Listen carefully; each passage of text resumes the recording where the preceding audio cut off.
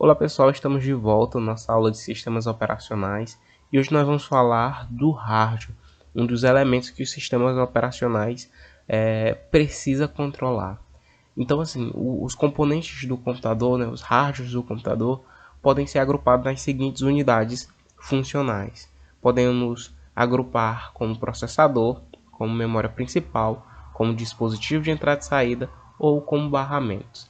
Aqui podemos ver que o von Neumann, que é um cientista da área da computação, ele criou um modelo que pudesse representar a organização e o relacionamento entre essas unidades funcionais, no qual o processador fica sendo uma unidade central e o periférico de entrada envia dados para o processador pode enviar dados para a memória principal, assim como também pode receber dados da memória principal, e como o processador também pode enviar dados para os periféricos de saída. Então temos esses elementos e essas setas elas representam os barramentos. Então, a partir dessa arquitetura, basicamente conseguimos entender a lógica por trás de um computador por conta desse modelo de organização e de relacionamento entre os componentes. Obviamente, um computador ele não tem essa estrutura simplificada. Isso aqui é simplesmente um modelo para entender essa organização. Cada fabricante vai fazer esse relacionamento de acordo com a conveniência e oportunidade que eles acharem adequada para um bom funcionamento da sua máquina. Então, essa organização simplesmente serve como uma base para você entender mais ou menos como esses componentes estão atrelados. O processador ele tem a sua função de executar instruções. Mas um detalhe é que essas instruções precisam estar presentes na memória principal. Então, instruções presentes na memória principal, justamente na intenção de controlar as unidades funcionais. Aqui é um exemplo de uma imagem de um processador, tanto na parte superior quanto na parte inferior, onde essa parte inferior é encaixada na placa-mãe. E aqui nós temos um exemplo de uma codificação no qual mostra a possibilidade de controlar as unidades funcionais por meios de comando. Então aqui nós temos um programa que vai utilizar um Node, e esse Node vai nos permitir executar uns comandos em linguagem de JavaScript. Então vamos só esperar aqui a execução desse script para podermos entender o que cada uma dessas instruções pede para o computador realizar. Então, primeiramente, nós temos essa primeira instrução.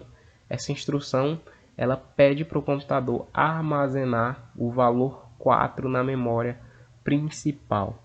E nós vamos armazenar 4 na memória principal e esse valor vai ser conhecido como A.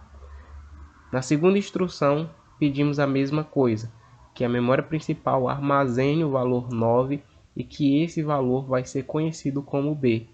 Na terceira instrução, damos um console.log e esse comando é um comando para exibir na tela.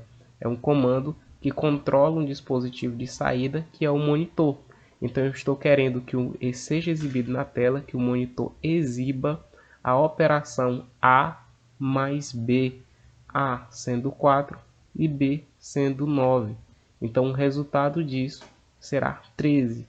Na quarta instrução, a mesma coisa, só que com a operação de subtração, fazendo 9 menos 4 ser igual a 5. Então, basicamente, é essa a função do processador, executar esses comandos nos quais vamos conseguir controlar as unidades funcionais. A estrutura de um processador é basicamente dividida em três. Nós vamos ter a presença de registradores, a presença de uma unidade lógica aritmética e a presença de uma unidade de controle. Os registradores é onde são armazenadas algumas informações que são úteis para o processamento dos dados. Os registradores eles podem ser categorizados em dois tipos. Podemos ter registradores específicos e registradores gerais. A diferença entre eles é quem tem o domínio sobre o registrador. Nos registradores específicos, somente o sistema operacional pode fazer operações de leitura e gravação, né? Principalmente a operação de gravação. Então, só o sistema operacional consegue controlar esses registradores. Já os registradores gerais, programadores têm acesso e podem colocar valores nele. A vantagem de se colocar valores dentro de registradores é que o poder de processamento do programa fica muito maior, porque a informação já vai estar dentro do processador. Não é necessário o processador ir na memória principal, pegar esse valor e trazer de volta, né? Ele não precisa sair, a informação já está no processador, então o poder de processamento é muito mais rápido. Temos a ULA, que é a unidade lógica aritmética. Nessa unidade é onde vai acontecer realmente o processamento em si, é onde vai acontecer as operações de comparação, operações de soma, operações de subtração, multiplicação e divisão. A unidade de controle é onde vai acontecer o controle do fluxo de dados. Existem certas instruções, essas instruções não estão no processador, mas estão na memória. Então é necessário que essas instruções venham para o processador. Então esse fluxo de trazer as instruções da memória para o processador é uma responsabilidade da unidade de controle. Outra coisa importante é essa questão da sincronização com outras unidades funcionais. Um termo muito comum é o clock. Então é necessário ter um orquestramento desses dados que entram no processador. Não é muito viável todos os dispositivos mandarem informações para o processador e esgotar todas as suas formas de recebimento. Então, por meio do clock, estima-se a capacidade do processador processar certas instruções em um tempo de mais ou menos 1 segundo. Então nós temos está relacionado à velocidade de processamento de um determinado processador. Então a unidade de controle tem essa responsabilidade no fluxo de dados, de fazer essa busca, etc. e tal. Exemplos de alguns registradores, muito importante, de alguns registradores específicos, é o MA. Esse MA é um registrador que armazena o endereço da memória que o processador precisa consultar. Ou precisa consultar ou precisa gravar. O endereço de memória vai estar armazenado nesse registrador. Outro tipo de registrador é o MBR. Nesse MBR é onde vai ser colocado o valor ou da consulta ou o valor da gravação. E temos o IC, que é o Instruction Count. Certas instruções podem ser interrompidas pelo processador. Então, essa interrupção, ao acontecer, o processador precisa ter a capacidade de armazenar onde parou, para que, posteriormente, na hora que o programa voltar ao estado de processamento, ele possa continuar de onde parou. Tá? Então, o processador ele armazena o local de parada dentro desse registrador. E temos a memória principal. A função da memória principal é justamente armazenar as instruções que serão executadas. Então, essa aqui é uma imagem de uma memória e nessa tabela podemos ver basicamente os tipos de memória principal. Temos a memória RAM e a memória ROM. A memória RAM é a Random Access Memory e a ROM é a Read Only Memory. Existem algumas propriedades que precisamos entender em cada uma dessas memórias principais. A questão da volatilidade, da capacidade de permanecer com os dados mesmo com a interrupção da energia. A memória RAM, isso não é possível, ela é volátil. Se interromper o fluxo de energia que alimenta a memória RAM, ela vai perder todos os seus dados. Diferente da memória ROM. A memória ROM ela não é volátil, então a interrupção da energia não vai fazer com que ela apague seus dados. Os dados vão permanecer ainda lá. Em relação à leitura, a memória RAM e a memória ROM permitem a leitura dos valores que estão armazenados. E já em relação à gravação, temos um porém. A memória RAM ela permite a gravação. É possível colocar valores dentro da memória RAM. Porém, da memória ROM não é permitido, com exceção de alguns tipos de memórias atualmente, que é a EPROM, que é um tipo de ROM programável, na qual é possível apagar a informação e colocar novas informações nela. Porém, é bastante usual e bastante comum responder que a memória ROM não permite gravação. A estrutura de uma memória principal é composta por meio de células. Então vamos ter a memória principal e essa memória principal ela vai conter várias células. Cada uma dessas células ela tem uma determinada capacidade. Usualmente essa capacidade é 8 bits. E cada célula ela terá um endereço, que é um identificador de cada célula. Um exemplo, essa célula aqui é a célula de endereço 1000. Vamos supor que tenha o valor de número 2 dentro dessa célula.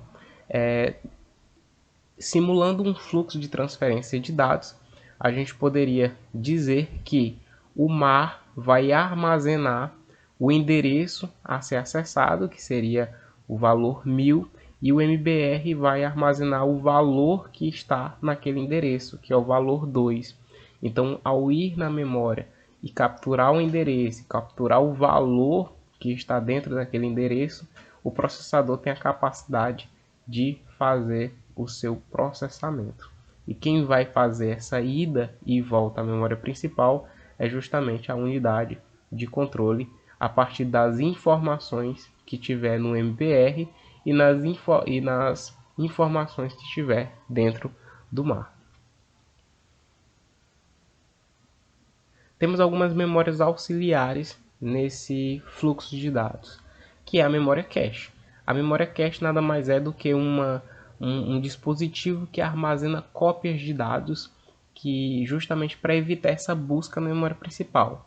Certas instruções, elas para ser executadas, elas precisam estar na memória principal. Elas não estão contidas no processador.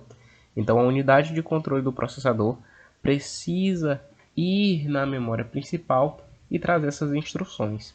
Porém, caso essa instrução precisa ser processada novamente, não há necessidade mais de ir na memória principal, porque existe um dispositivo chamado cache que armazena uma cópia dessa instrução e quando o processador necessitar repetir essa operação, basta ir na cache, porque a memória cache está muito mais próxima do processador do que a memória principal. A memória cache ela tem essa característica de ser volátil, então se houver interrupção de energia, ela vai perder as informações. Ela tem pouca capacidade de armazenamento, mas isso, em compensação, traz uma grande velocidade de acesso, permitindo assim um processamento muito mais rápido das instruções. E a localização da cache vai depender muito do fabricante do computador e da arquitetura que é utilizada. Mas as memórias cache podem estar dentro do processador ou até próximo ao processador, e isso vai fazer a diferença de níveis de cache. Cache nível 1, cache nível 2, cache nível 3. Quanto maior o nível, mais distante do processador. A de nível 1 é bastante conhecida por estar dentro do processador. E o seu funcionamento consiste justamente em copiar uma faixa de dados próxima ao valor usado. Então, quando o processador vai na memória principal buscar uma determinada instrução, ela automaticamente faz uma cópia dos dados próximos àquelas instruções, porque é muito comum ser utilizado na programação, na codificação de programas, estruturas de repetições ou estruturas de dados como vetores e matrizes. E por conta desses elementos, esses valores próximos eles são utilizados. Então isso faz com que haja maior eficiência em o processador encontrar os dados dentro da memória cache, sem a necessidade de buscar novamente os valores dentro da memória principal. E temos também algumas memórias secundárias. Aí aqui é onde vai ter o armazenamento de programas e dados. Não necessariamente a serem processados, mas os nossos dados normais que armazenamos no nosso dia a dia. Então essa memória ela não é volátil. A interrupção de energia não vai prejudicar os arquivos que são armazenados. Ela tem muita capacidade de armazenamento, porém em compensação é lenta. É uma relação de que quanto maior a capacidade de armazenamento, mais lenta é a memória. Diferente da memória cache, ela tem uma pequena capacidade de armazenamento, porém ela é bastante veloz.